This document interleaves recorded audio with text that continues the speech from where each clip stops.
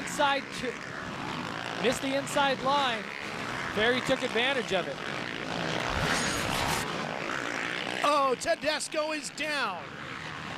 Ivan Tedesco is off his number 9. He had a great run going, and he is just frustrated. Just throws his helmet off in disappointment. As we see the replay of Tedesco gets it up on the front wheel.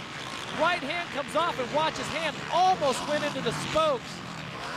Boy, that was a big hit, Jim. Just ragdolls, and watch the bike just barely misses him.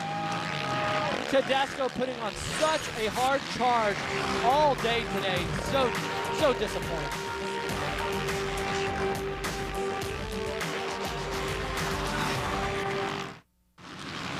Final few laps here in Texas.